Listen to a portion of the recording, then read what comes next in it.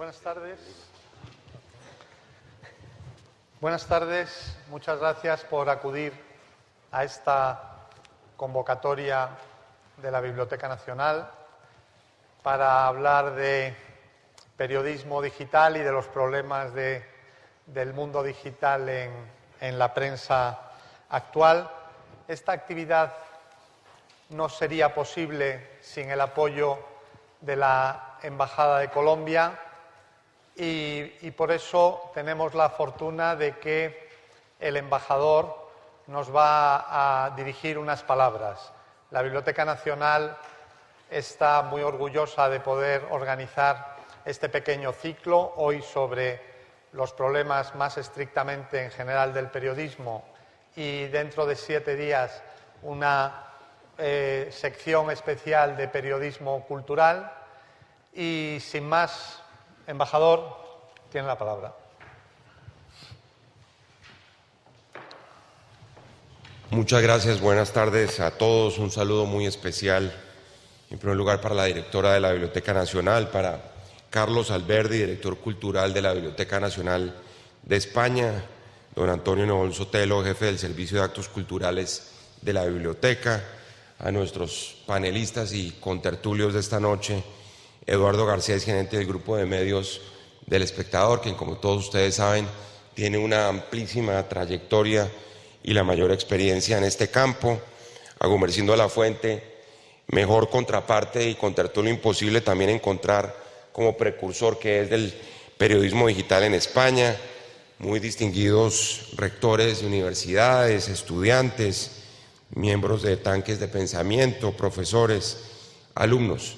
Yo simplemente quiero agradecer pues esta gran oportunidad en este emblemático recinto de la Biblioteca Nacional para abrir la discusión sobre determinados temas que creemos merecen todo el apoyo desde el punto de vista del patrocinio, en este caso particular por la Embajada de Colombia, particularmente dentro del acuerdo del ciclo de tramas americanas, que es lo que nos reúne aquí esta noche, y con el propósito de poner sobre la mesa un tema que creo que nos concierne a todos, y nos concierne a todos en la medida en que son muchas más las preguntas que siguen apareciendo en relación con el seguimiento que hay que hacerle a un tema tan importante como es el periodismo digital, no solo desde el punto de vista de los desafíos que representa para las instituciones tradicionales, empezando por el Estado mismo, el sector privado, la sociedad civil, la universidad, sino lo que implica desde el punto de vista del entrenamiento y la preparación, por supuesto, para las realidades que cada día son más vertiginosas e impredecibles.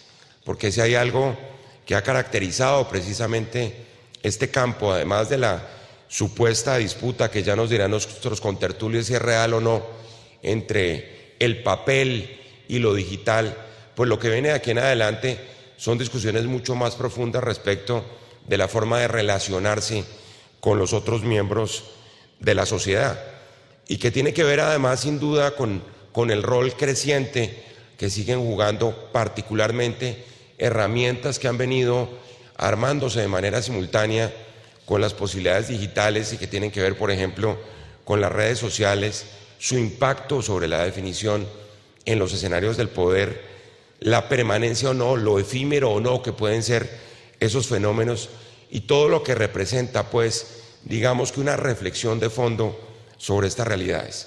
Por eso es un gran placer tener aquí esta noche a dos magníficos expertos, quienes han sido, como ya lo decía, quienes han marcado la pauta, en el caso particular de Colombia, por Eduardo Garcés, en el caso de España, por Gumersindo, de lo que es este mundo que hace muy pocas décadas era totalmente desconocido y que, repito, lo único que deja sobre la mesa frente o independientemente de las respuestas es una mayor cantidad de nuevas preguntas frente a los fenómenos que vienen y a la forma como debemos manejarlos. Por eso, sin mayor preámbulos, les agradezco de nuevo. Es un gran placer estar aquí esta noche y seguiremos, por supuesto, estimulando este tipo de debates y de discusiones en este emblemático escenario de la Biblioteca Nacional. Muchísimas gracias.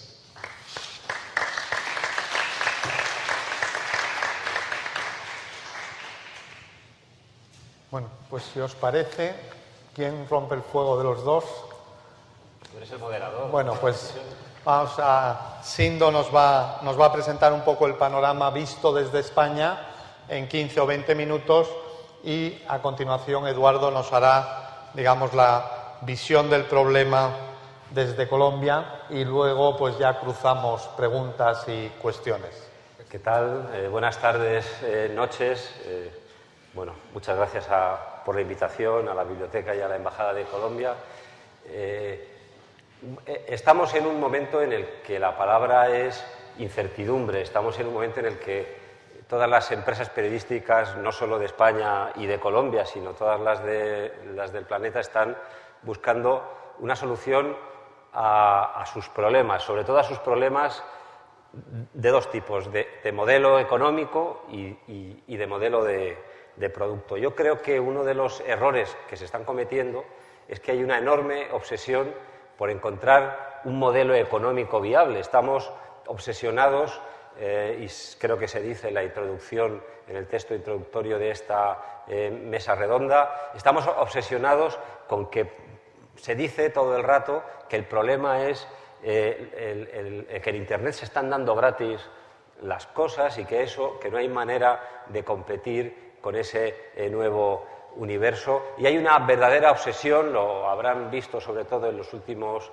3 años, por esto que se ha dado en llamar el muro de pago, que desde luego a mí me parece que es una manera de definirlo ya desde el principio absolutamente equivocada, ¿no? Porque en un mundo tan interconectado, tan lleno de oportunidades, en el que si de lo que podemos aprovecharnos es de la capacidad de llegar a la gente allá donde esté y que la gente llegue a nosotros desde donde quiera, cuando quiera y como quiera, si le interesamos, nos pongamos precisamente a levantar muros, cuando lo que venimos celebrando en los últimos años es que esos muros han ido cayendo. Me parece un contrasentido absoluto y me parece además que es un concepto totalmente erróneo, incluso estratégicamente. Definirlo así, desde el punto de vista del marketing, me parece un puro desastre. No creo que precisamente sea muy fácil de vender algo que ya se anuncia como un muro de pago. Eso no quiere decir que yo esté totalmente en contra ni totalmente a favor. No estoy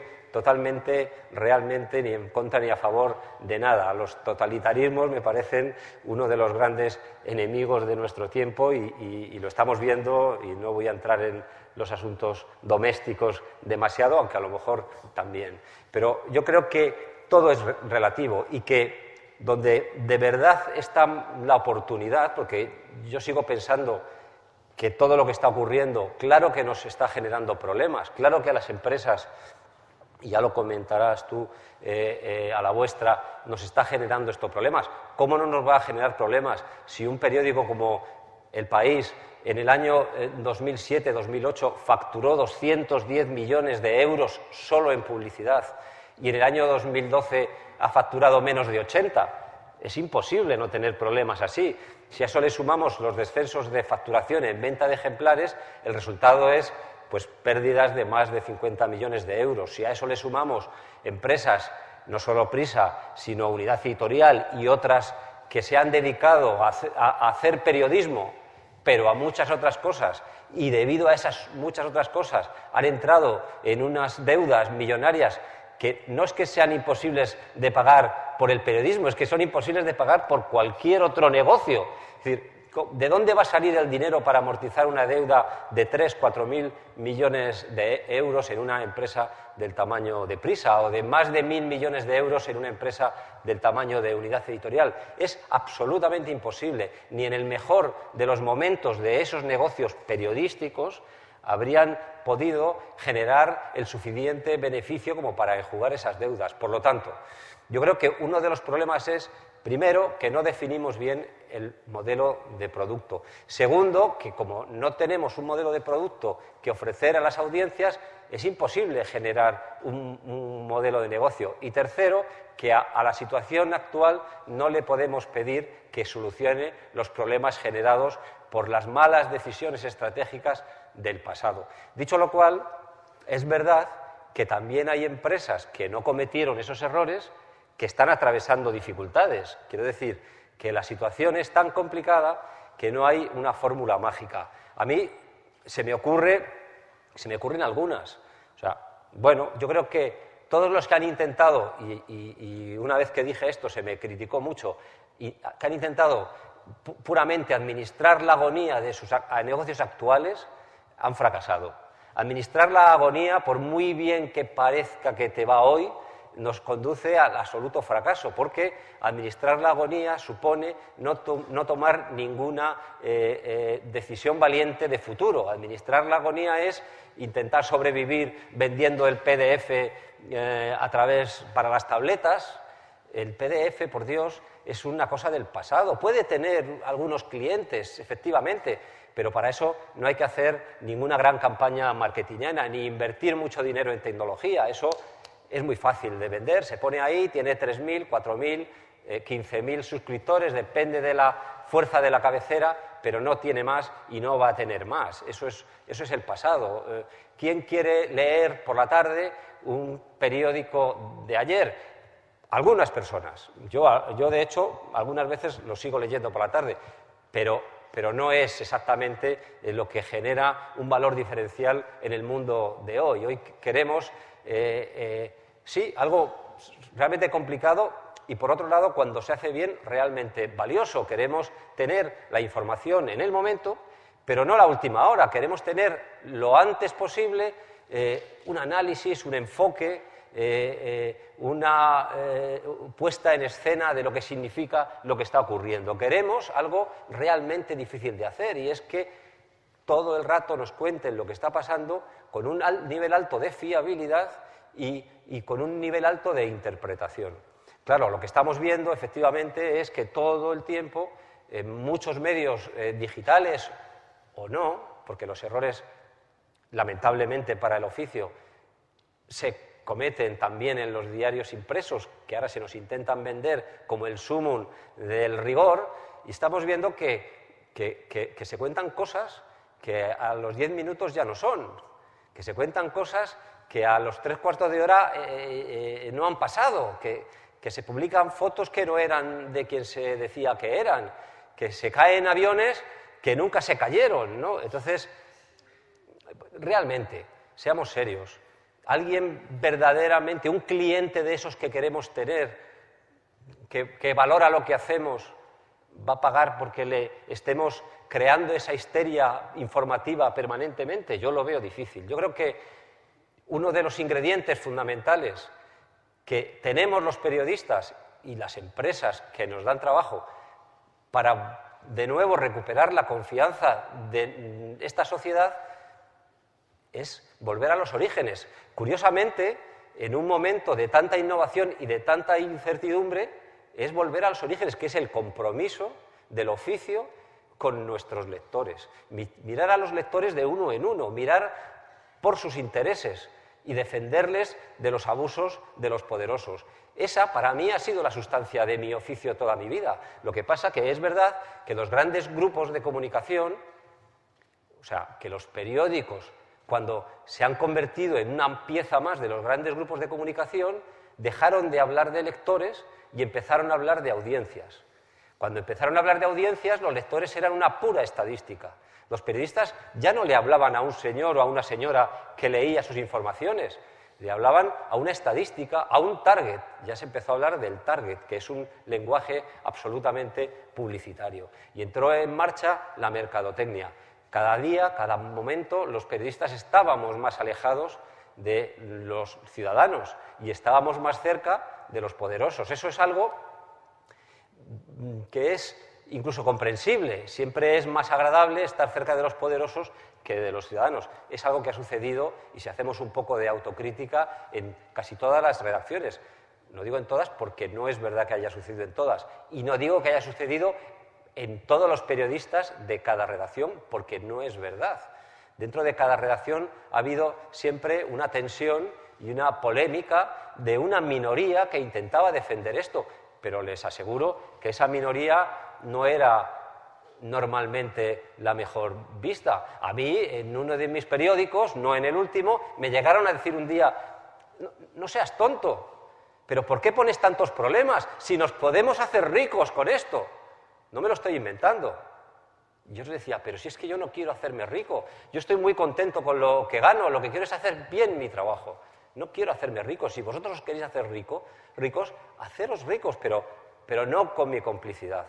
Bueno, pues yo creo que recuperar la rebeldía del periodista, la rebeldía individual. Yo cuando voy a dar clases o charlas a las facultades, se lo digo a los chicos que están estudiando periodismo, hay que tener un punto de rebeldía cotidiana, también con tus jefes. Claro que algún día te pueden despedir, pero es curioso porque ese periodista que tiene ese punto de rebeldía cotidiana es al que luego el jefe jamás se atreve a pedirle según qué cosas, porque dice, por no discutir con este, y se lo acaba pidiendo al que desde el primer día admitió que le dictasen lo que tenía que escribir. Por lo tanto, el punto de rebeldía cotidiana es imprescindible para un periodista y el punto de servicio público es imprescindible para un periodista hoy, porque estamos en un momento en el que, debido a las tecnologías, la gente controla mucho mejor que nunca y de una manera mucho más exhaustiva nuestro trabajo. O sea, no competimos ya un medio contra otro, no competimos ya el papel contra Internet. Para mí, el papel o su existencia o supervivencia es el menor de los problemas. Yo lo que quiero es que sobreviva un periodismo de calidad, un periodismo comprometido. Me da igual el soporte. Yo creo que, claro que sobrevivirán algunos soportes de papel, pero serán para cuestiones muy específicas. Yo creo que estamos hoy viendo de una manera absolutamente acelerada como el gran soporte en el que todos nos informamos es este. Es aquí donde tenemos que encontrar el modelo, aquí. Los modelos de cómo le contamos lo que está ocurriendo a la gente aquí, en una tableta, pero es aquí, son modelos, son dispositivos que los consultamos en movilidad, lo harán ustedes todo el rato. Y las empresas de comunicación, ninguna se está distinguiendo por invertir ni un solo euro en averiguar cómo funcionan estos aparatos. Compraron por millones grandes rotativas, invirtieron por millones en cadenas de distribución, en redes, para llevar, en el caso de España, a 18.000 puntos de venta los paquetes de los periódicos todos los días en un lapso de horas muy breve, y así 365 días al año. Esa es una tecnología muy apurada en la que hay que tener una capacidad financiera y logística enorme. Bueno, fueron capaces durante años de invertir mucho dinero en eso, y hoy, cuando ya se sabe que la solución está en estos dispositivos, son incapaces de dedicar a un puñado, 3 personas, 4, a pensar en qué pueden hacer para solucionar las necesidades informativas de una gente. Los clientes potenciales de manera creciente están aquí. En España, en los 2 últimos años, el tráfico de noticias en las páginas web convencionales no ha crecido nada, está empezando a disminuir. Y donde está creciendo es aquí, de manera exponencial. Tanto llega a haber ya varias horas del día, muy temprano por la mañana, a mediodía y a partir de las 8 de la tarde, en las que el tráfico de noticias en dispositivos móviles supera al tráfico de noticias en dispositivos fijos. Y las empresas siguen sin hacer nada. Supongo que si entran ustedes aquí verán que los anuncios, además de no verse, entorpecen todo el rato. Uno aprieta y en vez de irse a donde quiere le lleva a otro sitio, se desespera. O sea, es una inadecuación del producto tan grande a las necesidades de la persona que lo usa que solo te provoca rechazo. Dices, pero si es que yo solo quería saber esto que acaba de ocurrir, o solo quería saber el teléfono de un cine o de un restaurante, o solo quiero saber el resultado de un partido de fútbol. ¿Por qué me está usted creando tantos problemas que al final no lo puedo encontrar y me tengo que ir a no sé dónde? Ese es uno de los grandes problemas. Y otro no es un problema, para mí son todo oportunidades, es un reto apasionante. Es como los periodistas, desde la práctica de nuestro oficio, conseguimos hacernos relevantes en el nuevo universo de las redes sociales. Hoy en día, y supongo que muchos de ustedes seguirán la actualidad por Twitter o por Facebook, el tiempo real, donde casi nos enteramos de todo, es en este sitio. Uno entra en Twitter, cuando salgamos de aquí dentro de un rato, si queremos saber lo que ha ocurrido en las 2 horas que hemos estado aquí, entramos en Twitter y si hemos elegido bien a la gente que seguimos, en un momento nos enteramos de si ha ocurrido algo que nos importa, que nos interesa en nuestro ámbito de cuestiones cercanas. Bueno, pues ahí es donde los periodistas tenemos una oportunidad de ser relevantes, de marcar la diferencia, de hacer un ejercicio de nuestras habilidades, que se supone que tenemos, para diferenciarnos del resto. Estamos viendo como hay mucha gente que sin ser periodista, es más, esto hiere nuestro orgullo, sin querer ser periodista, está haciendo cosas muy parecidas, igual de útiles, en algún caso más útiles, de las que hacemos los periodistas. Son una nueva competencia. Por un lado nos controlan, por un lado analizan lo que hacemos, critican lo que hacemos y ponen en evidencia nuestras equivocaciones, nuestras filias, nuestras fobias, nuestra falta a veces de independencia, y por otro lado no solo hacen eso, no solo nos controlan, sino que compiten con nosotros. Verdaderamente la situación es complicada, pero al mismo tiempo es apasionante y por lo tanto, ¿qué tenemos que hacer? Hacer mucho mejor nuestro trabajo. Compromiso con la sociedad, compromiso con, sí, ¿por qué no? Claro que sí, con nuestras empresas, pero compromiso también con la formación y con la utilización y la innovación. Tenemos, y termino, un reto, y es usar a nuestro favor la tecnología. No podemos estar todo el rato quejándonos de que esto que nos está pasando es culpa de la tecnología, cuando si no comprendemos cómo funciona y no nos apoyamos precisamente en esa tecnología, es imposible que encontremos el futuro, porque el futuro se basa en hacer buen periodismo a caballo de tecnología innovadora. Muchas gracias.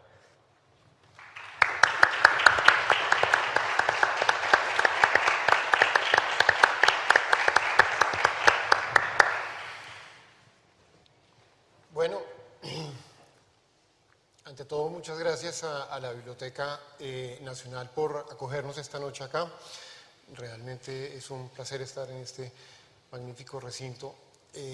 Muchas gracias a la Embajada de Colombia, al embajador Fernando Carrillo y a nuestra ministra de Cultura,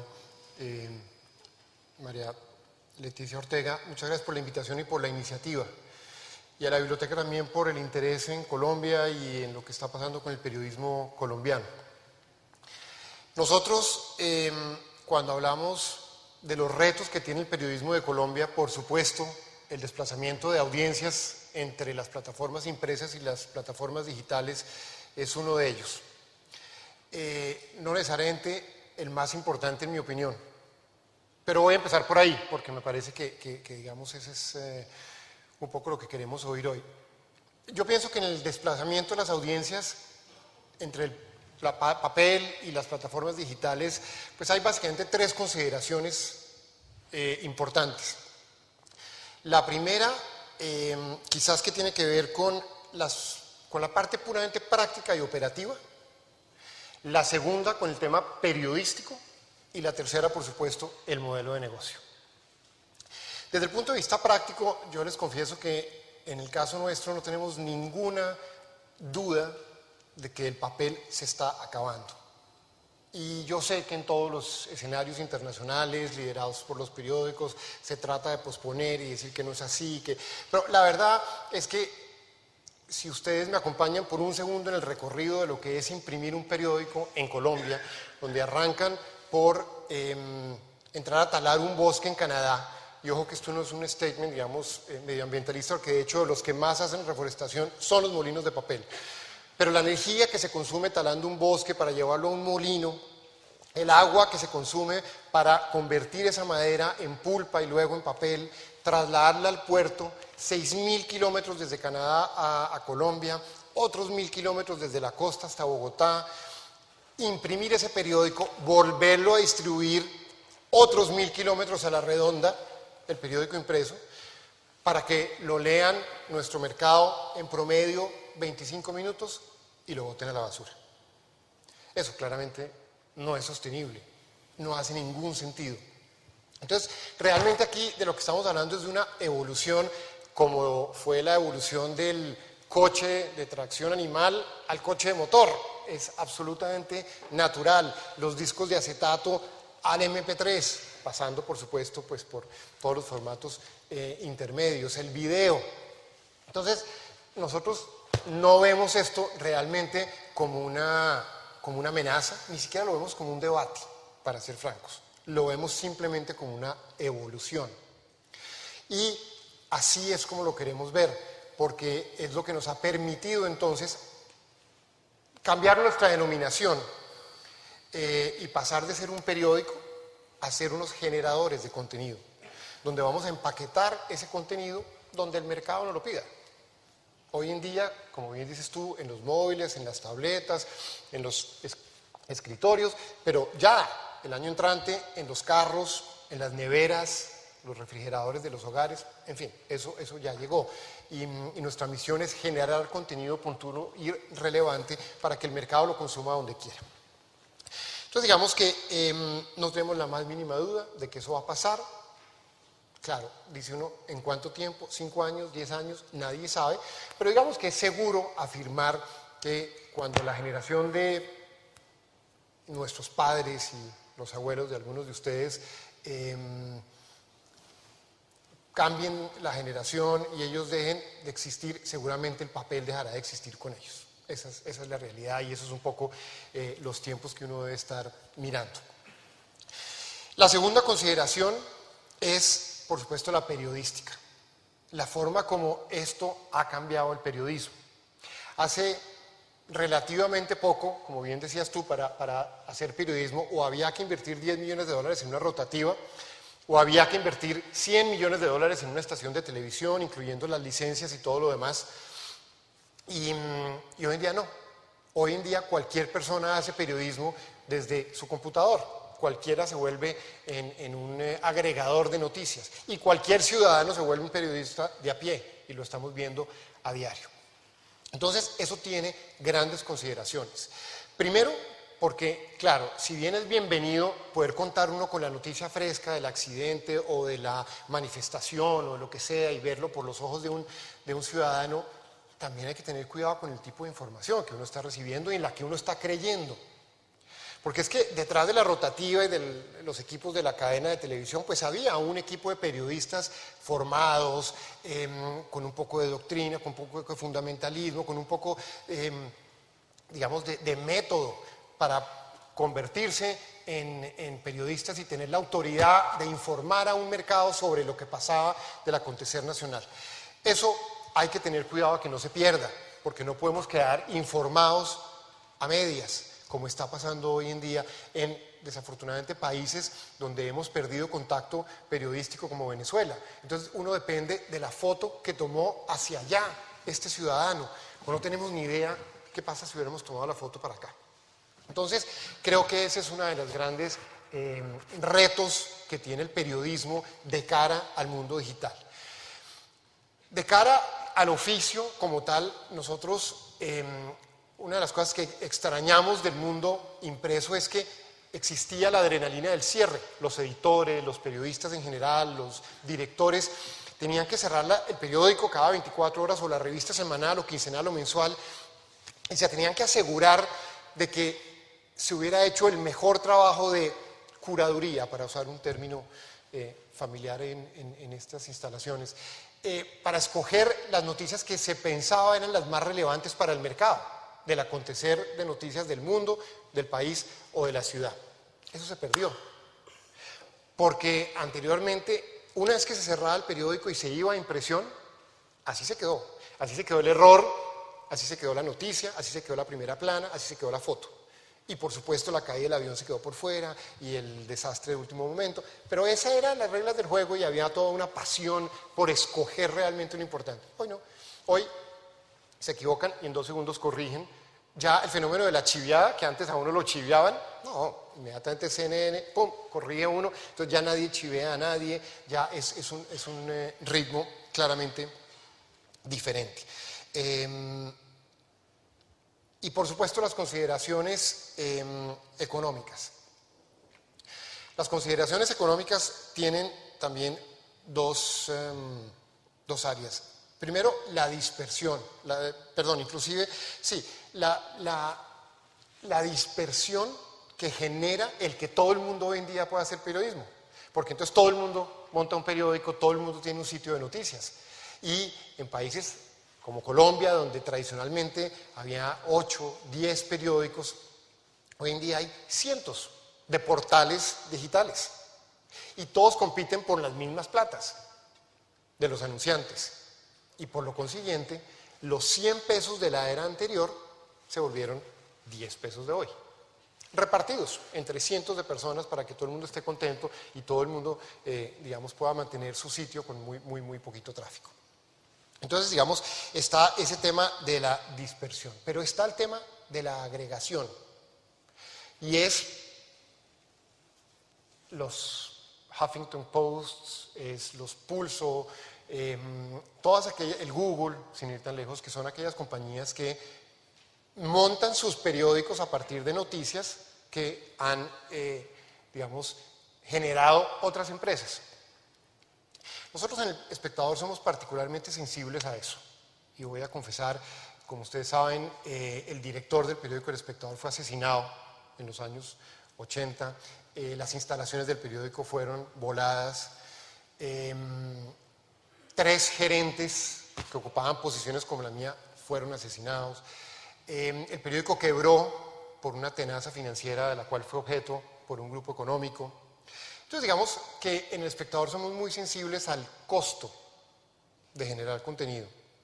Y sí nos mortifica un poco cuando vemos que para un gran número de empresas digitales la generación de ese contenido ya no tiene un costo. Ayer vimos la liberación de 2 periodistas del Mundo secuestrados 6 meses en Siria. Entonces, ¿quién está poniendo el pecho? ¿Quién está poniendo las vidas?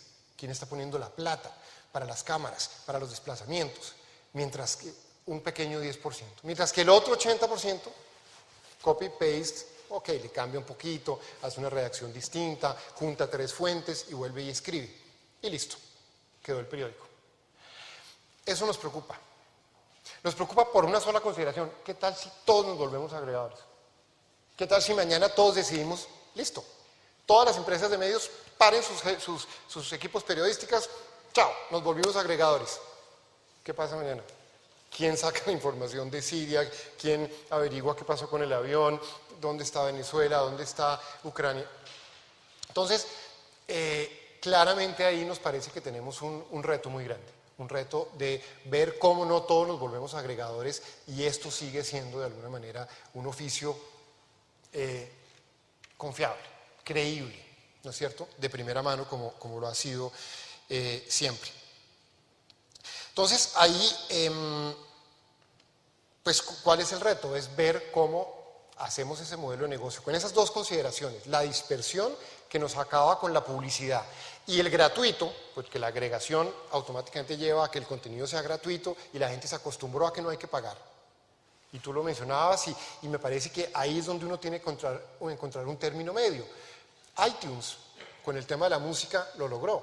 Durante una década todos los jóvenes estaban bajando la música totalmente gratis y se logró poner un poco de orden tecnológicamente y por otro lado de conciencia, y donde hoy en día la gente baja su canción por 99 centavos y los artistas entonces tienen un poco cómo vivir, porque los artistas estaban limitados ya a que solamente las presentaciones en público, en vivo, les generaba sus ingresos, porque ya no había venta de discos. Entonces me parece que eso se está devolviendo un poquito y es válido. Con el tema de la curaduría y de volver, está pasando algo interesante. Y es que, sin duda, pasamos de ese mundo donde el contenido era muy bien seleccionado por los directores. Luego llegaron los años 90 y la era digital, donde ya no hay que editar, todo cabe y entonces son páginas y páginas de cosas que uno ya no sabe muy bien a dónde llegar. Todo muy referenciado, pero todo más o menos con el mismo peso.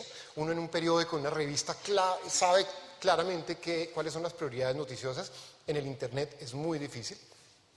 Entonces, llegamos a ese nuevo mundo donde cabe todo, hasta que nos intoxicamos. Y hoy en día yo creo que estamos intoxicados de información. Vía la cantidad de páginas, vía Twitter, vía las redes sociales, nos persigue la información, estamos intoxicados y ya no sabemos. Entonces estamos volviendo un poco a lo que tú mencionabas, diciendo del 1 a 1. Entonces los directores ahora tienen que empezar a nuevamente hacer un trabajo de selección, de edición 1 a 1, con ese elemento, con el elemento de tener que conocer muy bien su mercado para poder ser relevante. Ya no existe el periódico para todo el mundo, eso claramente se está acabando. ¿Pero qué existe? El periódico como la Coca-Cola, como todos los productos de marketing hoy en día requieren de una especialidad.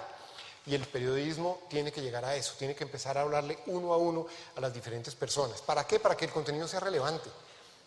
Porque de lo contrario es un dato más. Entonces me parece que eso engloba los tres retos grandes que tenemos. Pero para empezar a terminar, decía al principio que para mí no necesariamente son los más importantes. Creo que en Colombia tenemos 2 retos más a nivel periodístico. Uno, aprender a hacer periodismo en tiempos de paz. Ustedes saben que Colombia vive un conflicto hace ya más de 50 años. Y hay que reconocer que la palabra no se ha facilitado, porque muchos han pagado con sus vidas, como sabemos, los periodistas. Pero el oficio ha sido un poco obvio. Claro, cuando todos los días hay un secuestro, cuando todos los días hay una voladura de un oleoducto, cuando todos los días había, ya no negro poder hablar en pasado, había una toma guerrillera. Entonces en esa época era un poco obvio lo que había que poner en primera página. Las noticias nos perseguían más que tener que salir a desarrollarlas. De verdad que es con gran placer que uno empieza a ver que esos tiempos han pasado, que ya no es así, que el país entró en una era diferente y que el periodismo todavía tiene que aprender a vivir en esa nueva era. Hay que salir a desarrollar las historias, hay que salir a hacer periodismo investigativo, hay que trascender de las páginas judiciales, hay que ir a las páginas culturales, a las páginas de educación. Entonces eso es algo que todavía tenemos por hacer en Colombia y para lo cual nos estamos preparando y significa un gran reto, en cualquiera que sean las plataformas, impresas, móviles o de escritorio, digitales en general. Pero ahí tenemos que aprender y eso es un trabajo por hacer. Y quizás el más difícil de todos, y en mi opinión el que definitivamente más preocupa, es el desinterés de las nuevas generaciones por el tema noticioso, por el acontecer mundial, nacional e incluso local. Una desconexión y una falta de interés que sociológicamente le cabe todo el estudio, pero que incluso llega a manifestarse en temas como la abstención. En Colombia hace 2 semanas tuvimos unas elecciones, como ustedes saben, Congreso, Senado, Cámara, abstención del 60%. El 40% del país está eligiendo el Congreso. Francia, ayer creo que fue, el domingo pasado, 38, casi 40% de abstención, cifra nunca vista. Entonces no es solamente un fenómeno de Colombia, es un fenómeno de la juventud, de la gente que realmente no se está sintiendo involucrada en la toma de decisión, en su participación, y por lo consiguiente no lee un periódico, no lee una revista. Tenemos estudiantes que van permanentemente al periódico y yo hago el ejercicio, levanten la mano los que pidieron el periódico hoy, ni una mano. Los que leyeron en una semana, pronto 2 levantan tímidamente la mano. Y yo les decía, esas son las proporciones que se están sucediendo en el país. El cliché de que la información es poder no es un cliché, es de verdad. Y lo estamos viendo como entonces los que sí se están informando, los que sí están leyendo, los que le están siguiendo el pulso a las naciones, a las ciudades, están mandando, para bien o para mal. Y luego sí, claro, tenemos a los indignados, tenemos a los estudiantes y tenemos a todos reclamando. Y a ese mismo grupo de estudiantes yo les pregunto, ¿cuántos votaron en las últimas elecciones? Nunca más del 50%. ¿Pero por qué? No, porque es que no sabía por quién votar. Pero usted sabe que el espectador todos los días tenía el perfil de cada candidato con las mismas preguntas para que usted se educara. Ah, no me daba cuenta. Pues claro que no se daba cuenta, que no lee un periódico nunca. Escasamente ve las secciones de deporte o entretenimiento en los noticieros. Y esos son los muchachos que les vamos a entregar el mundo. no digo Colombia, el mundo, dentro de 15 años. Entonces, en mi opinión, ahí está, digamos, el gran reto que tenemos todos, como bien decías tú. ¿Cómo? A través de las tecnologías con las cuales ellos se identifican, ¿cómo hacemos para que nuestras juventudes y nuevas generaciones vuelvan a creer en el periodismo como fenómeno, como medio de conectarse con el mundo? Ese es el gran reto que tenemos todos, y todos estamos aquí, porque ese es un reto que tenemos como padres de familia, como educadores, como periodistas, como gerentes de empresas de medios, es cómo rompemos esa apatía para que este negocio, en cualquier plataforma, siga andando. Muchas gracias.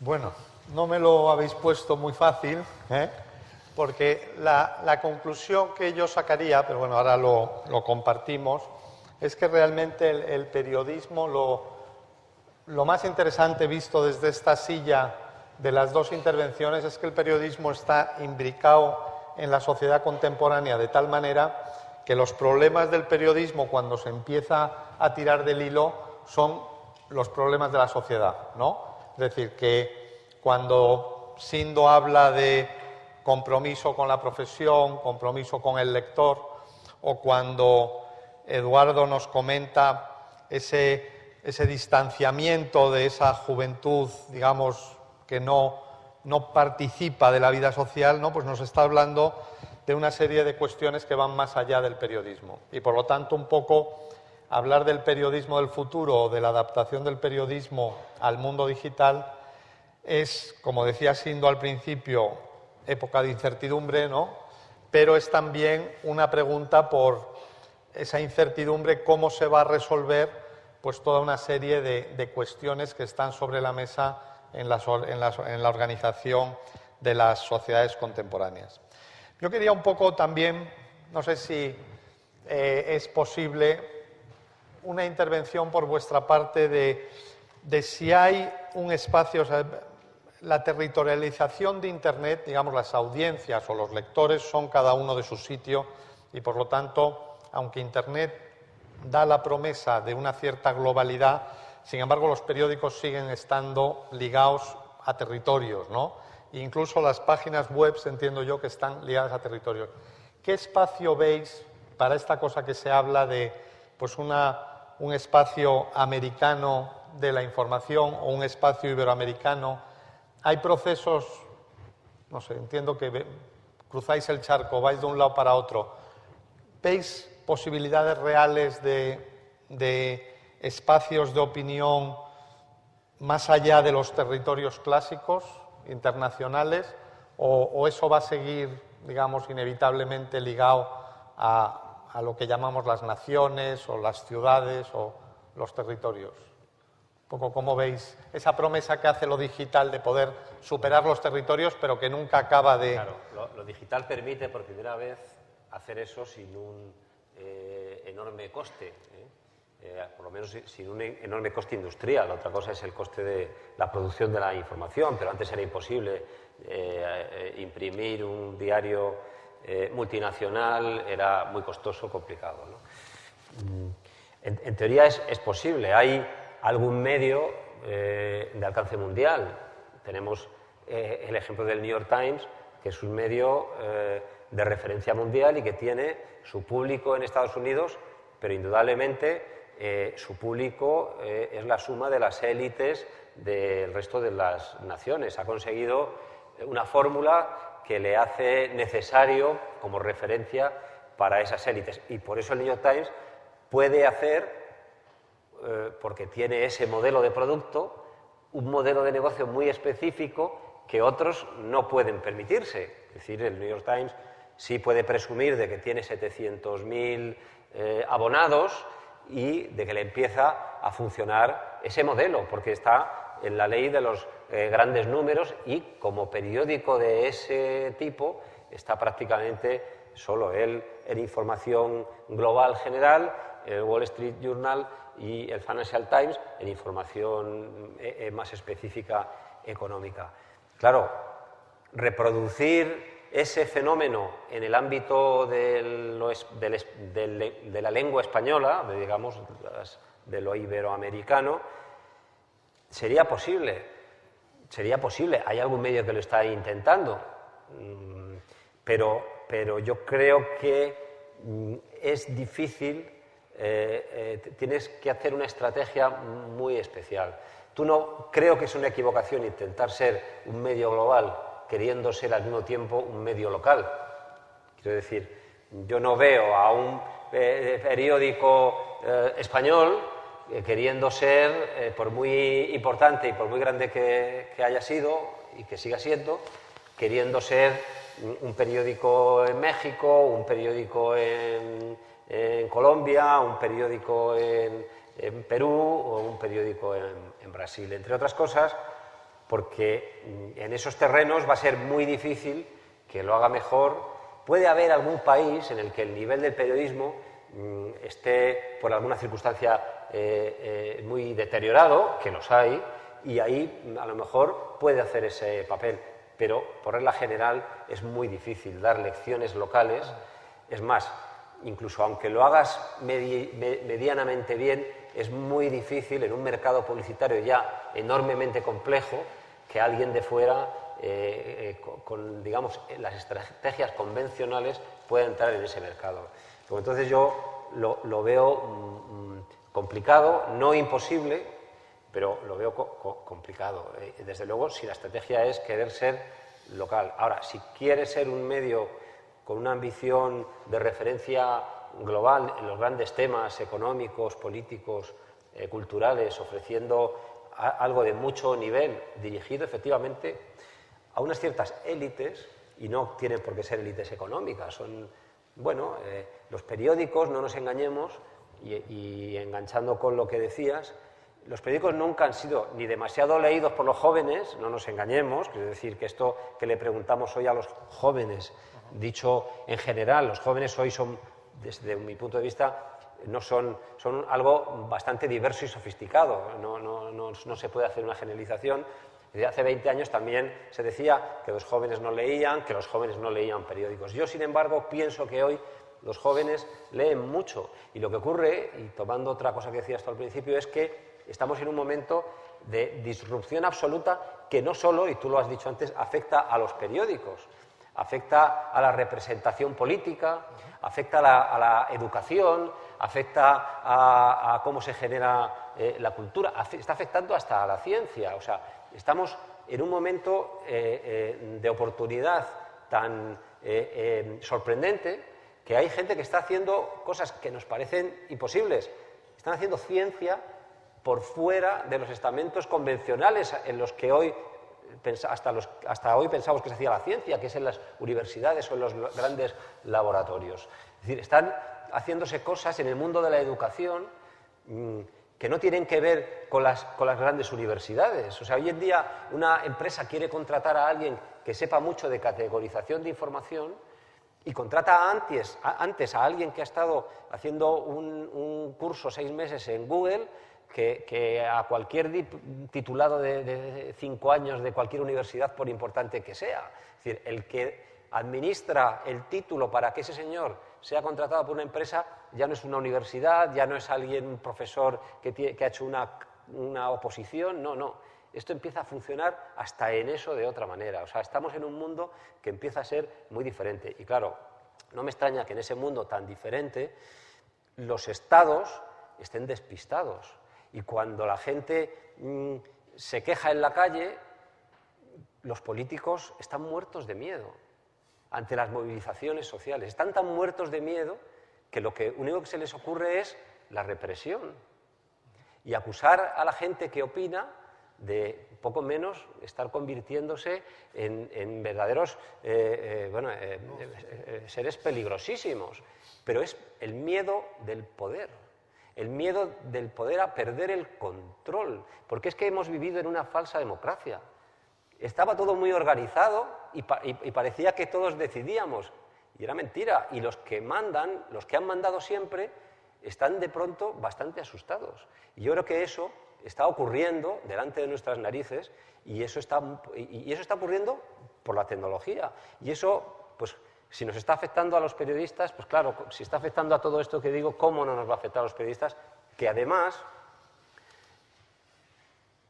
yo no digo de Colombia, digo de España, arrastramos otros pecados. En España hemos vivido 20 años, ahora está todo el mundo hablando de los que han robado, de los que han construido sin licencia, de los políticos que se han enriquecido, Jolín, ¿dónde estábamos los periodistas? ¿Dónde estábamos? ¿Qué hacíamos? Si estaba pasando delante de nuestras narices. No lo sé, yo soy periodista y todos esos años he ejercido mi oficio. Pues no deja de sorprenderme, quiero decir, no lo hemos debido estar haciendo suficientemente bien cuando de pronto, a partir del año 2007, se nos ha hundido todo delante de nuestras narices.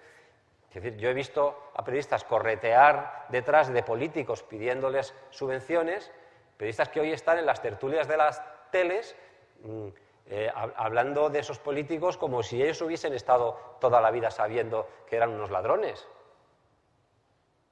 ¿De qué vivían los periódicos? Si vivían de las cajas de ahorros, de los ayuntamientos, de las comunidades autónomas, de todo lo que ha quebrado.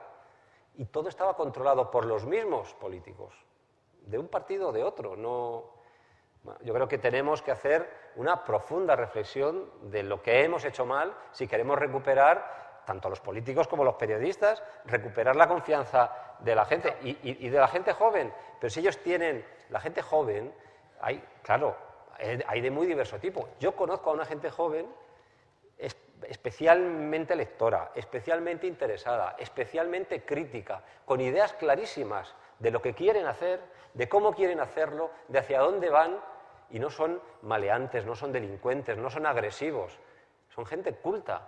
Y bueno, sí, es verdad, en España tenemos una tragedia, que mucha de esa gente se está marchando a trabajar a otros sitios, entre otros lugares, a Colombia. Pues estamos perdiendo a la mejor gente. ¿No leen periódicos? Claro, si son críticos, si están formados, si son inteligentes, ¿cómo van a leer periódicos? Es difícil, porque los leen y no se creen nada de lo que allí pone.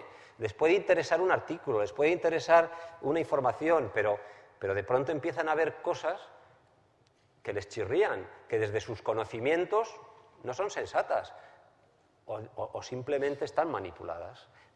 No digo ni siquiera por extraños intereses, simplemente porque no se ha hecho bien el trabajo, a lo mejor. Es decir, o porque hay una autocensura. Es decir, supongo que ustedes saben que en España los periódicos están en una situación económica tan grave que claro, hablar de un banco al que le debes miles de millones o de un gobierno del que depende tu supervivencia es difícil. O sea, es muy complicado, yo lo entiendo. Cualquier redactor piensa, bueno, esto que lo decida el director, ¿cómo voy a meterme yo en este lío, no? Que meterme con este banco o con este... Es difícil, o con este denunciante. Tenemos otro problema que tú lo has citado. Antes los periódicos, no solo en España, en todo el mundo, tenían un porcentaje, y tú lo sabes, muy alto de sus ingresos, que eran de pequeños anunciantes, de suscriptores. De alguna manera eso te daba una enorme independencia. Es siempre mejor tener 1000 anunciantes que 15. Es mejor tener 1000 anunciantes pequeños que 15 grandes. Porque claro, si hoy Telefónica o el Banco Santander le quita la publicidad a un periódico, ese periódico se hunde inmediatamente. Hoy en España los periódicos dependen de 2 compañías de telecomunicaciones, de 3 bancos, de una marca de coches y de unos grandes almacenes. Claro, ¿cómo van a no hablar mal, sino a hablar simplemente de cualquiera de esos anunciantes? No hablan, no vaya a ser que hablemos bien y tampoco les convenga. O sea, verán ustedes que de algunas de estas marcas ni siquiera se habla, ni bien ni mal. No se habla nada, nunca. De una en concreto solo se habla a finales de agosto, cuando presentan los resultados. No se habla más nada, ni bien ni mal, porque al señor anunciante no quiere que se hable. Ni bien ni mal. No me halague, pero tampoco me critique. Y eso es así. Y claro, la dependencia de 15 anunciantes es gravísima. Y eso también ha sucedido porque muchos de esos anuncios que antes tenían que ir pegados con el periodismo, hoy son negocios que van sueltos. Y es decir, que no solo competimos, y eso nos complica mucho más la vida, con otros micromedios informativos, sino que pues, los anuncios inmobiliarios, los anuncios de búsqueda de empleo, los pequeños anuncios de venta de coches, esos ya son negocios en sí mismos, que van separados del periodismo. Y claro, eso nos complica mucho más la vida. Yo creo que las estructuras de los medios que hoy tenemos no sirven. O sea, hay que reinventarlas totalmente. O sea, un director de un periódico hoy, salvo por motivos de seguridad, como puede que siga ocurriendo en Colombia, pues tiene que ir al periódico en su coche, o en metro, o en bicicleta, como pueda. O sea, ¿por qué tiene que tener, porque sí, un coche del periódico con chofer? Me dirán ustedes, ¿por qué? Si la empresa nos da para eso, ¿cuál es el argumento? Para que esté más cómodo. Si además eso es un problema horroroso, porque cuanto más va en su coche oficial, más se separa de la realidad y, por lo tanto, peor la va a contar, porque no puede ir en metro. O sea, es que en este país nos hemos vuelto locos. En los periódicos en España, en muchos periódicos grandes, hay varios personajes que van con su chofer. Antes iban con su chofer, 2 guardaespaldas, bueno, por motivos de seguridad, bien. Pero ¿por qué tiene que haber tanta gente con chofer o tanta gente con coche? Es que no pueden ir en su coche o en el metro o en el autobús a trabajar. Son seres de otro planeta, están dotados de... Entonces, es que tenemos que acostumbrarnos a vivir de otra manera. Y eso es así. Y no hay otra solución. Yo agregaría solamente, digamos, que el tema transnacional desde el punto de vista de contenido es un tema puramente de relevancia, finalmente. Y yo creo que cada vez más la relevancia supera el tema geográfico. Es un tema más de gustos, tú lo decías, tema económico, tema político. Entonces, claro, hay ejemplos como el New York Times, como el Economist, como El País, que para Colombia y para América Latina pues es un referente de lo que está pasando, es nuestro canal de entrada a lo que pasa diariamente en Europa. Claro, entonces ese nicho, ¿no es cierto?, de personas que están interesadas en esos temas y que seguramente los hay en México, los hay en Inglaterra, los hay en Colombia, los hay en España y se cruzan las barreras y en esa medida ha sido muy importante para esos medios. El Economist, por ejemplo, es un buen ejemplo de un medio que ha logrado hacer una franquicia económica importante a punta de vender ese contenido que todos le conocemos a un mercado mundial, que se caracteriza más por el interés en esos temas que por su situación geográfica. ¿No es cierto? Entonces, por seguir con eso, digamos, claro, ahí Google, estos grandes, digamos, noticieros, al final, el New York Times, ¿dónde va a tener su límite frente a lo local, no? Digamos, habrá una nueva frontera, una frontera distinta entre lo local y lo global, en que probablemente entre Google y el New York Times van a dejar poco espacio, ¿no? ¿O no? Bueno, es que Bueno, no se sabe. Google es una herramienta. Google no produce una noticia, que yo sepa. Es más, imaginaros si Google se pusiese a contratar periodistas, porque dinero tiene, quiero decir, no lo hace porque no le da la gana, dinero tiene. Él podría decir, bueno, mira, estáis tan pesados con el tema este de que os estoy haciendo la competencia que os la voy a hacer de verdad. Mira, porque me sobra el dinero y voy a hacer periódicos para ya que no podáis protestar. O sea, os voy a echar del mercado compitiendo directamente con vosotros, pero no le hace falta.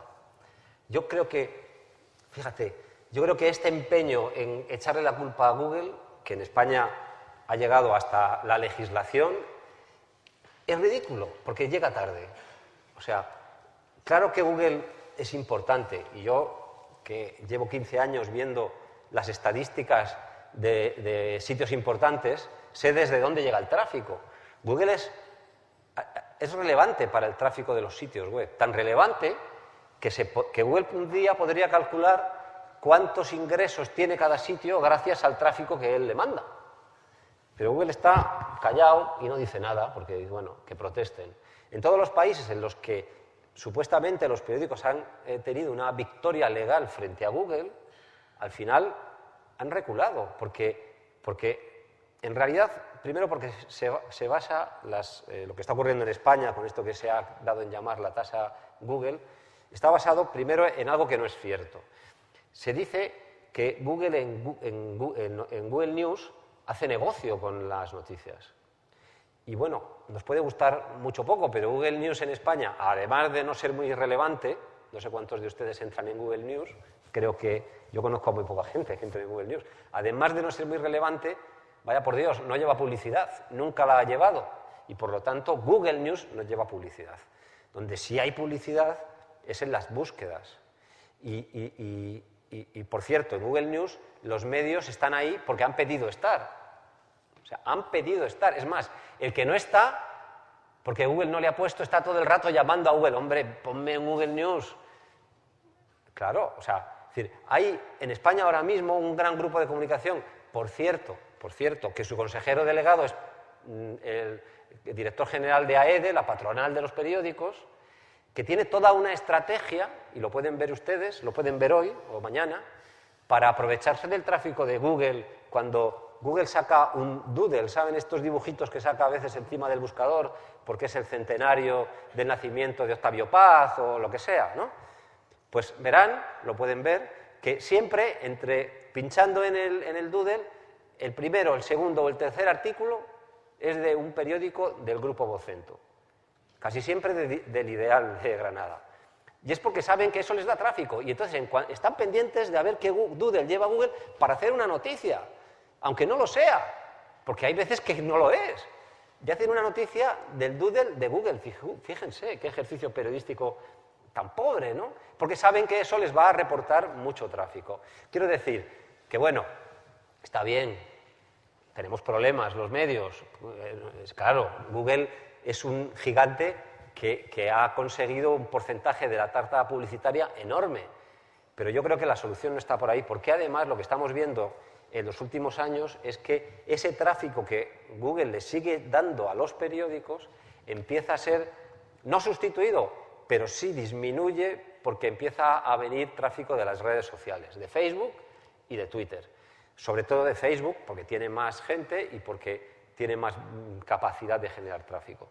Y bueno, ahí hay una buena noticia. Les aseguro que muchos periódicos daban clase a los redactores para titular para el robot de Google, para el categorizador de Google. Todavía. Si todavía sigue. Yo me he negado siempre. Yo he dicho, yo no quiero titular para una máquina, yo quiero titular para la gente. Pero daban clases a los periodistas. No, hay que titular así, porque así Vale, bueno, es lícito, pero a mí no me gusta. Bueno, la buena noticia es que ahora en las redes sociales por fin titulamos para la gente, no para la máquina. Y no vale el mismo título que ponemos en el periódico. En la red social hay que seducir al posible lector de otra manera y hay que tener una estrategia. Pero es un nuevo terreno de juego en el que movernos. Yo creo que lo de Google es como pelear con los molinos. Es no ver de verdad cuál es el enemigo. Pues claro que Google nos quita publicidad, pero si no nos la quita Google, nos la quitaría otro. Es decir, sería otro buscador, o sería Facebook, que nos está quitando publicidad, o será Twitter. Es que estamos en un nuevo mundo y le podemos echar la culpa a Google hoy, al otro mañana, pero hay cosas paradójicas, y termino. En España, los periódicos estos que se quejan tanto de Google y que quieren cobrar porque Google pone una línea, que pinchando te vas al periódico, no hacen nada con otros sitios, que los hay, que están reproduciendo artículos íntegros todos los días de los periódicos, sin publicidad, pero íntegros, sin pagar nada. Y de hecho hay La Vanguardia, por ejemplo, no se puede leer, no sé si el artículo de Gregorio Morán de los domingos, que a mí me suele interesar, está puesto bajo suscripción, ¿eh? No se puede leer, no hay problema, lo buscas y hay un sitio que se llama Café Regio en el que lo encuentras enterito, pero el de Gregorio Morán, el de Millas, todos están allí. Hombre, ¿por qué no hacen nada con eso? Que lo podrían hacer, digo yo, tendrán un servicio jurídico, es decir, eso sí que la ley no lo permite, y no hacen nada. Yo es que no entiendo, no lo comprendo. O sea, no sé cómo se manejan. Para nosotros Google dejó de ser un fantasma y hoy en día Google es un socio y es literal. Tenemos una empresa dedicada a la venta de publicidad digital donde acabamos de firmar un contrato con Google y Google, la empresa editorial nuestra, es hoy en día de los grandes vendedores de publicidad de Google. Con eso les digo todo. ¿Con qué fin? Con el fin de que cuando nosotros llegamos donde el anunciante tenemos la capacidad de vender publicidad en nuestra red de portales e inmediatamente cuando el cliente dice, pero ¿y Google? Aquí está Google.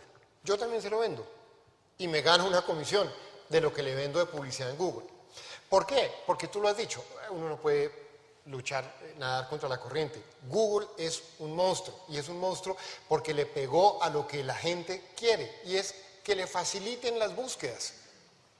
Hay, tú debes saber la cifra, cientos de miles de millones de páginas en el mundo y hacía falta un sistema de filtro como Google para orientar las búsquedas dentro de ese mar.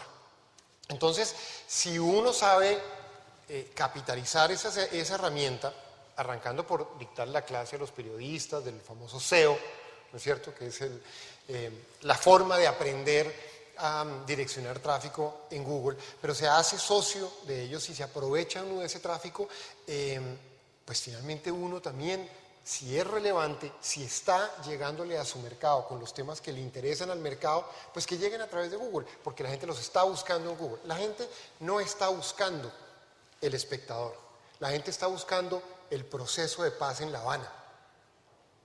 Y en la medida que sea Google quien recoge esa inquietud de una persona y se la manda al espectador, nos beneficiamos todos. Y a eso es lo que hay que jugar. Y hay que jugar con sociedad, con inversión, con aprender, pero hay que hacerlo sin miedo. Hay que dejarlo de ver como un enemigo y hay que más bien tratarlo como un amigo y un socio, que es lo que finalmente acaba siendo. Como todas las demás redes sociales, porque hoy en día el 70% del tráfico está llegando a través de o Google, o Facebook, o YouTube, o LinkedIn, o cualquiera de las redes sociales. Muy bien. Bueno, sería el momento si hay alguna pregunta del público.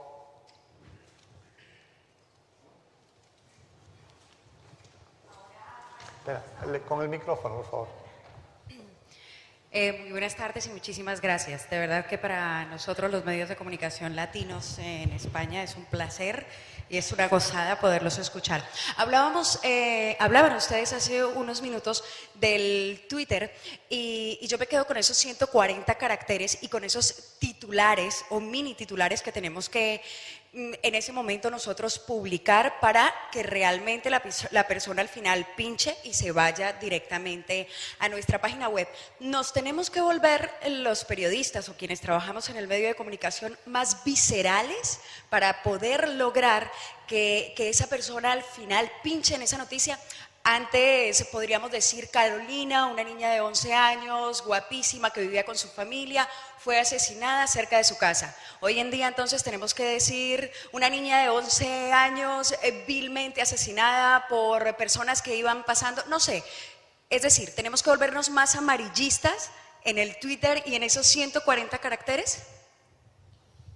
Bueno, yo creo que cada uno, precisamente en las redes sociales, con lo que hace, va construyendo un perfil, en este caso digital, de cómo es, ¿no? De cómo es él y de cómo es su producto, el medio al que representa. Yo no creo que haya que volverse más amarillos, hay que volverse más interesantes, más útiles, más necesarios, más seductores, depende del tema del que estemos hablando. Más amarillos. En realidad eso es lo más fácil de hacer, qué poco interesante, ¿no? Eso lo sabe hacer todo el mundo. Yo creo que a mí, desde luego, eso no me interesa. Yo creo que hay otros caminos, que lo que tiene arte es hacerlo por otros caminos, no más amarillos. Además, eso no es novedad. En la historia del periodismo siempre ha habido periódicos que han utilizado esas herramientas para captar la atención de los lectores.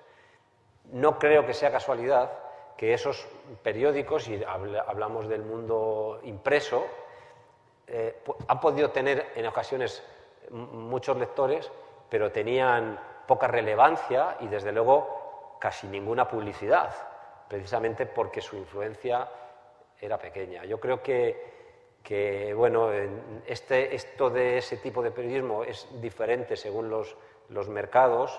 En América Latina hay algunos países en los que hay también diferentes niveles de sensacionalismo, ¿no? Bueno, supongo que saben, y si no lo saben se lo cuento yo, que el periódico más vendido en español en el mundo es el diario Trome de Lima, Perú, que es un diario sensacionalista. Es muy popular, es muy popular. Ese es el más vendido ahora mismo en el continente. Sí, bueno, venden más que el País y más que el Marca. O sea, esa es la realidad. Esa es la realidad. Es un periódico que vende 500.000 de ejemplares todos los días y es un periódico popular del grupo El Comercio de Perú, se vende en Lima, se llama Trome, tiene como 15 años de existencia y dio lugar, además, al nacimiento de hermanos parecidos en todo el continente. O sea, de pronto los diarios impresos, llamados entre comillas de calidad, empezaron a sacar periódicos hermanos pequeños a mitad de precio, muy populares, y han tenido éxito en casi todos los mercados y están siendo además periódicos que se mantienen sobre todo aunque valen la mitad, son bueno, realmente bastante baratos de fabricar, llevan pocas páginas y son rentables. Bueno, de eso sabrás tú más. Sí, te iba a decir que yo no quisiera, pero estoy de acuerdo contigo. Desafortunadamente, y en este mundo digital uno se vuelve esclavo de las cifras, porque si hay algo que diferencia el periodismo digital del periodismo impreso, es que mides y en línea, segundo a segundo, sabes cómo se comporta tu mercado. Versus el mundo impreso, donde tú imprimías y mandabas esto para la calle y durabas 6 meses antes de que llegara el próximo EGM, el Estudio General de Medios, a decirte qué es lo que la gente está leyendo. El mundo digital, segundo a segundo. Y desafortunadamente, cuando hacemos el ejercicio segundo a segundo, adivinen cuáles son los temas que se salen de la pantalla y que están llevándose toda la lecturabilidad. Es deprimente, porque tienes razón. Solamente cuando él es el titular amarillista, cuando se habla de sexo, cuando se habla de algo provocador, de la muerte violenta, esos son los temas que desafortunadamente mueven a nuestras sociedades. Uno no quisiera como periodista, claramente, y tú decías, el mundo impreso dependía de los grandes anunciantes. Ahora dependemos de los individuos, y los individuos se comportan así. Y no es gratis, pues, el ejemplo que estás dando de Trome, que en Colombia tiene su homólogo, que es Cubo, y en Brasil, y en todas partes de América Latina está pasando eso. Los periódicos populares, desafortunadamente, con el degollado en una carátula y pronto la mujer desnuda en la otra, es lo que se está llevando, digamos, el tráfico. Entonces, de ahí que entonces uno empieza a ver en las redes sociales, no sé si lo han notado últimamente, todo es los 5 lugares más, los 10 que tienes que conocer, los 4 si sé cuándo, una forma de priorizar porque la gente no tiene tiempo o no se lo quiere invertir. Cuando se lo pones en esos términos y le dices las 5 ciudades que usted no puede dejar de conocer, los 5 políticos que no sé qué, en fin, a unos niveles, ¿no? Tratando de sintetizarle a la gente cualquier tema, desde el político hasta el más íntimo, se lleva el tráfico, porque la gente quiere que le expliquen en 5 cosas lo que pasa.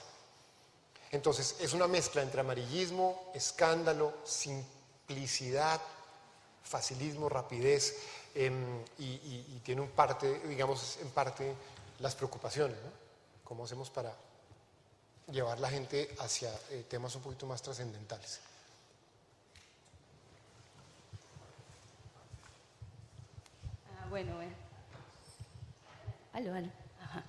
Buenas tardes. Bueno, en América Latina, muchos que estudiamos en la facultad vimos una materia llamada Nuevo Periodismo, que es una escuela de periodismo muy arraigada en América Latina y que con este rollo de la tecnología digital y la SEO y el TXT quizás se puede correr riesgo de perderse un poco. ¿Cuál va a ser el papel, en este caso, de los blogs? ¿Los blogs van a ayudar o los periódicos van a empezar a potenciar un poco el papel de los bloggers o el papel de los blogs para rescatar un poco ese periodismo romántico, ese periodismo descriptivo, que es el que en cierta forma mantiene un poquito la sustancia o el amor por esta profesión? Y obviamente la extensión es uno de los retos, porque claro, en una página web o en una aplicación o en una plataforma móvil no se puede escribir con tanta extensión como en un periódico. Y por otro lado, la ortografía, porque yo hago posicionamiento SEO y las palabras con acento no van, se tienen que cortar más las palabras o se tienen que redactar, por ejemplo, el caso del titular que dio ella, niña de 11 años muerta cerca de su casa. Se tiene que cortar más las palabras. Entonces, ¿cómo se afronta o cómo están previstos afrontar estos desafíos del periodismo? Gracias. Sí, yo creo que definitivamente sí. Nosotros le apostamos a los blogs. De hecho, ustedes conocen el caso exitoso del Huffington Post, que en gran parte, digamos, tuvo uno de sus momentos estelares acogiendo todos estos blogs y donde se llegó a ese periodismo comunitario, pero de altura, donde todas esas personas que tienen algo para decir del mundo cultural, del mundo educativo, del mundo político, simplemente no encontraban en las reducidas páginas de los periódicos locales oportunidad. Los blogs han permitido eso. Ahora hay de todo, por supuesto, ¿no es cierto? Porque también se han aprovechado muy mal. Pero yo te diría que sí, si uno quiere salvar ese periodismo de opinión, de profundidad, de análisis, que le dé a la gente un poco más de simplemente se cayó el avión de Malasia, ¿no? Sino tratar de entender un poco más qué había detrás, sí se requiere de algo como eso, de desarrollar esos blogueros, y creo que las compañías de medios tenemos que hacerlo activamente, proactivamente tenemos que venderlos, por usar esa palabra antipática, venderlos frente al mercado para que realmente ellos ocupen un espacio cada vez más importante. Te voy a contestar esa pregunta, pero antes no me resisto, es que estaba buscando, a leeros una cosa que tiene que ver con la pregunta anterior. Os voy a leer muy rápido las 10 noticias más vistas hace unos meses. No lo elegí, lo cogí porque lo vi, digo, las 10 noticias más vistas de un periódico español, centenario, conservador, monárquico y católico. Ya podéis imaginaros cuál es. Pero es centenario, conservador, monárquico y católico. Las 10 noticias más vistas ese día, están cogidas de verdad, es una foto. O sea que, la primera, así son las actrices porno sin maquillaje. La segunda, enterrada 9 años, rodeada de hormigón y bajo 4 camiones de tierra. La tercera, los 10 chicos malos más sexys de Hollywood. La cuarta, las 10 mujeres más poderosas y sexys del fútbol. La quinta, esta es buenísima, científicos cambian desde el presente algo ocurrido en el pasado, para darle un tono intelectual al tema. La sexta, las 10 bodas más caras de la historia. La séptima, inventan la bicicleta voladora. La octava, la Xbox One pierde el pulso contra la PlayStation 4. Bien, la novena, esta es por una noticia internacional, siempre viene bien, las excentricidades más íntimas de Kim Jong-il reveladas por su cocinero. Y la novena, que es la décima, es realmente qué es y cómo te afecta la cláusula suelo que han eliminado BBVA y Cajamar. Entonces, mi pregunta es, ¿qué perfil de producto quieren dar estos señores? Quiero decir, cuando tú hablas de tu periódico y publicas, porque está claro que la gente lee esto, pero lo lee porque lo publican. Quiero decir, si no lo publica, esto de verdad, o sea, uno estudia una carrera y piensa que está haciendo, esto lo acoge todo esto que decimos los periodistas de que nuestro oficio tiene que estar protegido porque es indispensable para la democracia y todo eso. ¿Esto tiene que ver con la democracia y con el periodismo? Pero, Comercindo, si no haces eso, no existes. No estoy de acuerdo, por eso lo cuento. No estoy de acuerdo. Os iba a proponer una última pregunta porque estamos ya un poco fuera de tiempo. Sí, yo no estoy de acuerdo. Yo creo que, o sea, no puede ser, porque lo que está pasando es, si hiciésemos esto, porque ganamos mucho dinero con esto, y a cambio estuviésemos haciendo periodismo relevante, bien, pero es que no es verdad, es que con esto tampoco se gana mucho dinero. Pero ¿por qué las noticias de al lado, que seguramente había sobre... Pero perder el tiempo, tener a tu redacción haciendo estas noticias, pero si es una demencia, por Dios. Yo a todos es que, pues no, o los despides o los empleas para otra cosa. No, de verdad, no tiene sentido. Quiero decir, es una pérdida del rumbo que tienes que seguir, de dónde tienes que poner las energías, de a qué te tienes que dedicar. Porque tráfico, o sea, esto es la espuma del tráfico. Yo, de verdad, llevo muchos años analizando el tráfico y por debajo de esta espuma hay otro tráfico que es bastante numeroso, que también se puede conseguir utilizando estas técnicas, pero para el bien, no para esta barbaridad. Quiero decir que las técnicas de viralización de la información se pueden usar para contar historias un poquito más interesantes. Claro que se pueden usar y tienen efecto. Claro, está ocurriendo otra cosa, que el sitio especialista en esto, que es BuzzFeed, que tiene ya 70, 80 millones de usuarios, está montando un equipo de periodistas de investigación para hacer periodismo serio. Esta es la situación. Esta es la situación. Sí, es un drama, pero yo creo que esta no es la salvación, porque esto lo puede hacer cualquiera. No, para nada. Lo que es dramático es que ese es el régimen del rating, que te pasa también en televisión, ¿no? Mira cuáles son los programas de mayor rating en cualquier cadena de televisión en el mundo y mira lo que encuentras. Claramente no es el programa de información, el programa de análisis, es la telenovela de muy bajo costo, o peor aún, los realities, sí, ¿no es cierto? Sí, pero eso... Puro boyerismo. Los periodistas nunca se han dirigido a ese público. No estoy de acuerdo. Uno de los fenómenos, contestando a tu pregunta, que no me había olvidado, uno de los fenómenos editoriales en España de los 2 últimos años es una revista que nació como un sitio web, Jotdown, que publica textos de 30, de 40, de 50 folios y que ha acabado siendo una revista elitista en papel, pues han hecho una marca y se publican historias verdaderamente interesantes. ¿Tienen mucho público? Yo creo que tienen suficiente público como para tener repercusión y para mantener un modelo. Y de momento tienen más de 2 años de vida y están funcionando y ya han sacado 6 números de su revista impresa, que no es barata, vale 15 euros, pero bueno, tiene, no sé si no la conoces, cómprala, llévate una a Colombia, está muy bien y empiezan a sacar libros, bueno, están montando un fenómeno en torno a eso. Y preguntabas por los blogs. Bueno, en el país cuando yo llegué había muy pocos blogs, porque no, ahora hay más de 200. Hay uno que os recomiendo, de Martín Caparrós. Hace un año, de pronto publicó una historia de 30 folios en el blog. Era tan interesante la historia que yo me la leí aquí. Igual estoy enfermo, lo admito. Me la leí aquí, joder, me la leí, porque iba en el tren, no sé dónde, no tenía otra manera de leerlo. Y eran 30 folios, una historia apasionante. Bueno, yo creo que es verdad que esa herramienta permite hacer muchas cosas que no caben, a lo mejor, en la armazón clásica de los géneros periodísticos tradicionales de un diario impreso. Y bueno, bienvenida sea esa libertad, si son cosas de calidad. Sí. Bueno, tendríamos la última pregunta, breve, por favor. Muchas gracias. Sí, mi pregunta va en torno a la calidad del contenido y a la veracidad del contenido, visto que los portales web con esta información se han proliferado por que el coste es mucho menor en los soportes digitales. ¿Algún tipo de mecanismo puede ser implementado a nivel regulatorio, a nivel ya institucional del Estado para controlar todo este proceso tanto de agregación y de proliferación de contenido de fuentes dudosas o de mala información? Pues digamos que iría en contravía de las virtudes, ¿no?, del periodismo democrático y de la apertura precisamente de la red, porque de lo que se trata es que todos en últimas podamos acceder al poder de la información. Y que todos nos convirtamos en generadores de opinión.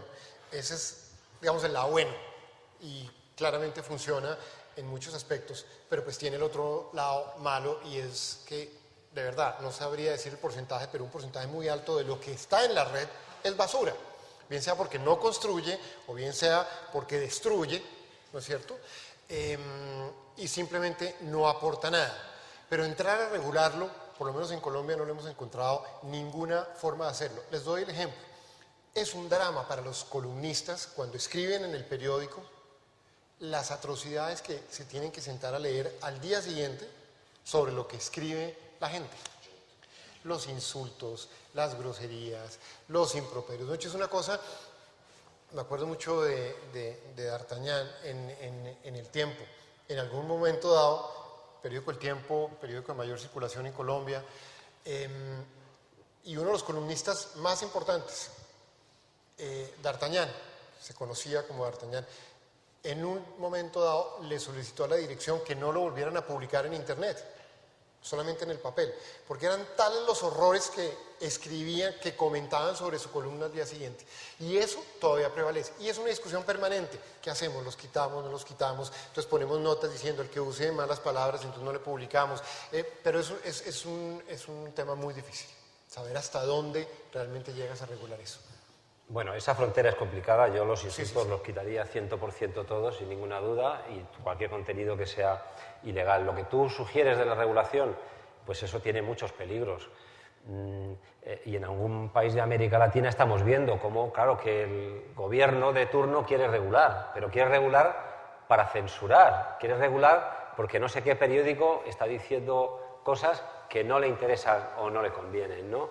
Este es un tema enormemente delicado, porque, claro, si antes no has regulado para evitar, qué sé yo, que una única empresa controle el 80% de los medios, ponerte a regular ahora para eso, o sea, quiero decir, es muy delicado. Yo creo que si en Internet hay algo que es delito, que va contra el Código Penal, pues entonces lo que hay que hacer es poner una denuncia. O sea, la ley vale para todo, vale para lo que ocurre en la calle y para lo que ocurre en Internet también. Quiero decir y desde luego yo creo que en las noticias o en los artículos no hay que permitir ningún tipo de insulto, ni obviamente ningún contenido que pueda ser ilegal o ofensivo, o simplemente si uno pone unas normas de uso, ningún contenido que viole las normas de uso. Yo le he puesto aquí un espacio y usted cumple estas normas que le he puesto. Si no las cumple, pues no tiene acceso. No tiene acceso y ya está. No es fácil hacerlo, pero hay que intentarlo. Bueno, pues muchísimas gracias. Yo creo que Sindo y Eduardo nos han dado un viaje por los problemas del periodismo muy completo y apasionante, que seguiremos ahora charlando. Quiero dar las gracias en nombre de la Biblioteca Nacional a la Embajada de Colombia por apoyar este ciclo y citarles a ustedes la semana que viene en la mesa de periodismo cultural. Muchas gracias a vosotros dos. Muchas gracias. Bueno, Muchas gracias. fantástico. Muy bien.